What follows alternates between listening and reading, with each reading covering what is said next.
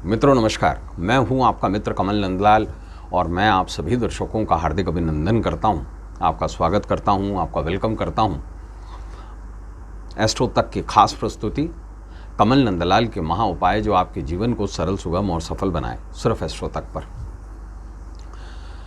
मित्रों, इस प्रोग्राम का उद्देश्य है आपके जीवन को सरल, सुगम और सफल बनाना। इस प्रोग्राम का उद्देश्य है कि जटिल से जटिल समस्याओं का सरल से सरल समाधान देना। इस प्रोग्राम का उद्देश्य है कि आपके जीवन में चल रही जो बाधाएं हैं उनका सरल समाधान कर दिया जाए। ये बाधाएं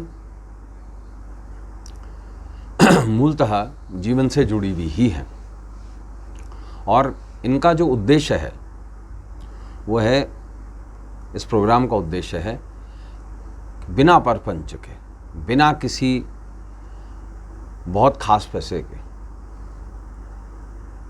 आपके जीवन से कुछ समस्याएं, कुछ ऐसी समस्याएं जिनका समाधान आसानी से नहीं मिल पाता, उनको दूर कर दिया जाए। ज्योतिष अपने आप में एक संपूर्ण विज्ञान है, लेकिन ज्योतिष का एक विंग है वैदिक ज्योतिष, जिसे हम वेदकालीन ज्योतिष कहते थे। उसमें कुंडली के आधार पर निर्णय नहीं होते थे, ग्रहों की चाल पर निर्णय होते थे। बाद में इसका एडवांसमेंट होता गया। फिर आई पाराशरी ज्योतिष, जिसको हम BPHS कहते हैं, बृहद पाराशर होरा शास्त्र। वैदिक ज्योतिष के बाद में ये वैदिक ज्योतिष का ही हिस्सा है और ये उसमें जुड़ता गया। उसमें सिद्धांत बनाया गया कुंडली का कि किस प्रकार ग्रह किसी व्यक्ति पर, किसी जीव पर असर डालते हैं, अपनी महादशाओं के माध्यम से, अपने गोचर के माध्यम से। इसके बाद की जो समयावधि आई वो समयावधि थी योगों की, गर्गहोरा की, वरहमीर की। इसके बाद में मुहूर्त पर भी आया, मुहूर्त चिंतामणि भी आई। बहुत सारे शास्त्र आए जिनको मिला करके वैदिक एस्ट्रोलॉजी बनी। वैदिक एस्ट्रोलॉजी में इसमें बहुत सारे शास्त्रों का समावेश है।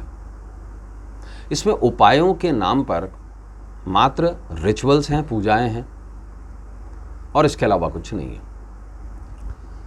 हाँ, हवन के माध्यम से बड़ी से बड़ी समस्या का समाधान बताया गया कि आपको ये करना है तो आपको ये करना है। मान लीजिए किसी को शत्रु सता रहे हैं, तो ऐसे में उसके लिए बगलामुखी है, 10 महाविद्याओं में से एक, और उनका हवन तांत्रिक विधि से होता है। तंत्र चूड़ामणि में उसका पूरा उल्लेख है, आगम तंत्र में उसका पूरा उल्लेख है। लेकिन ये जितने भी उपाय हैं जो वैदिक तौर पर किए जाते हैं, एक तो ये बहुत ज़्यादा टाइम कंज्यूमिंग है और दूसरा इसकी सामग्री मिलना बहुत मुश्किल है। अगर हम दुर्गा की ही बात करें, अमूमन बहुत सारे लोग नवरात्रि में अपने घर पर हवन कराते हैं, अष्टमी या नवमी पे, और पंडित जी आके या वो खुद हिंदी में पाठ कर लेते हैं।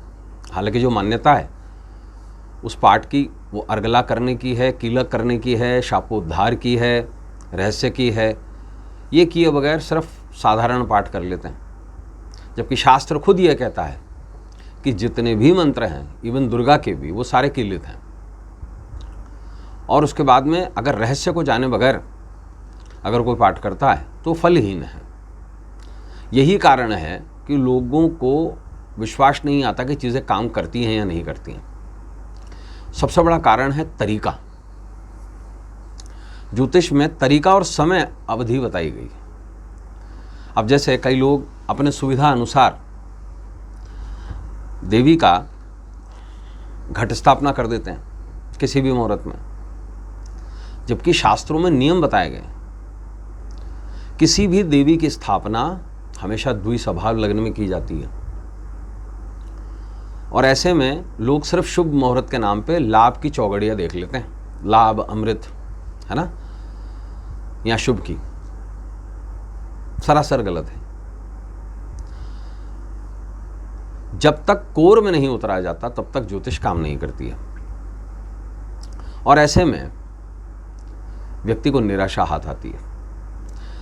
लेकिन मॉडर्न ज्योतिष में इन सभी चीज़ों से हट करके चीज़ों को सरल बनाया गया, ताकि चीज़ें कारगर हों, ताकि चीज़ें सिद्ध हो सकें बिना किसी परपंच के। क्योंकि अमूमन जितने लोग हैं उनको नॉलेज तो है नहीं कि द्विस्वभाव लग्न क्या है। अच्छा, किसी भी देवी की स्थापना में वैधृति योग और चित्रा नक्षत्र को टाला जाता है। अच्छे से अच्छा पंडित भी ये नहीं बताता, कारण नॉलेज की कमी। दूसरी बात, चर लगन में या किसी भी लगन में या स्थिर लगन में अगर दुर्गा की या किसी भी देवी की घट स्थापना कर दी जाए तो उसके परिणाम बहुत बुरे होते हैं। इसके अलावा होरा देखना पड़ता है, द्विघटिका देखनी पड़ती है। ये जो घटी है जिसके अंदर हम स्थापना कर रहे हैं, ये घटी कैसी है। फिर दैनिक पंचांग के अनुसार आपको शायद एक नई बात बताऊंगा कि हर दिन में पंचक होते हैं। ये सिर्फ आपको मुहूर्त का पाठ बता रहा हूं, हर दिन में पंचक होते हैं। ये 5 पंचक वाले नहीं है, ये दैनिक पंचक हैं। इसमें इसका भी ध्यान रखना पड़ता है, दुर्मुहूर्त का ध्यान रखना पड़ता है, और वेधा मुहूर्त का ध्यान रखना पड़ता है। कुल मिला के कुछ मिनटों का शुद्ध मुहूर्त निकलता है। यही एस्ट्रोलॉजी का नियम है। एक अच्छा एस्ट्रोलॉजर इन सभी चीज़ों पर ध्यान देता है, सिर्फ ये नहीं देख लेता कि हाँ चौघड़िया क्या चल रही है और पंचांग में क्या है। नहीं, ज्योतिष माइन्यूट से माइन्यूट चीज़ पर ध्यान देती है। तो आज का जो हमारा विशेष विषय है वो धन की बरसात करवा सकता है। जी हाँ, विषय है पालक का ये महा उपाय धन की वर्षा करवाए। कलयुग में सबसे खास चीज़ है धन। धन है तो बच्चा भी होगा, धन है तो विवाह भी होगा, धन है तो बच्चे की पढ़ाई भी होगी, प्यार भी होगा, रोमांस भी होगा। धन नहीं है तो कुछ भी नहीं है भैया। मंदिर भी नहीं जा पाएंगे पेट्रोल के बगैर। नारायण से बड़ी लक्ष्मी है, ये सत्य है। इस कलयुग का सबसे कटु सत्य यही है, और जो इसको स्वीकारता है वो अपनी प्लानिंग करता है। तो पालक का ये महा उपाय धन की वर्षा करवाए। कैसे करवाए साहब? कुछ नहीं करना ज़्यादा, बहुत सीधा सिंपल सा उपाय है, मॉडर्न ज्योतिष का उपाय। बुध को ठीक कर लीजिए। कैसे करिए? 12 बुधवार तक ये उपाय कर लीजिए। पालक का गुच्छा लीजिए हर बुधवार, और काली गाय को हरी पालक खिला दीजिए। हरी क्यों? हरी वो हैं लक्ष्मी के नाथ, और पालक भी वही हैं लक्ष्मी के नाथ। पालना उन्हीं का काम है। और गौ क्या है? जिसमें 33 कोटि देवता निवास करते हैं। और काली गाय क्यों? क्योंकि ये है शनि का प्रतीक। बुध को शनि से ठीक किया जाता है, श्यामा। तो ऐसे में 12 बुधवार काली गाय को पालक खिलाइए और धन की वर्षा करवाइए। दोस्तों आज के लिए बस इतना ही। कल आपसे फिर मुलाकात होगी। इजाजत दीजिए। नमस्कार। नमः शिवाय। अगर आप मुझसे जुड़ करके अपनी समस्याओं का समाधान चाहते हैं और चाहते हैं कि आपकी समस्याओं को ज्योतिष के माध्यम से सुलझाया जाए, तो आप हमसे संपर्क कर सकते हैं, जुड़ सकते हैं एस्ट्रो तक पर।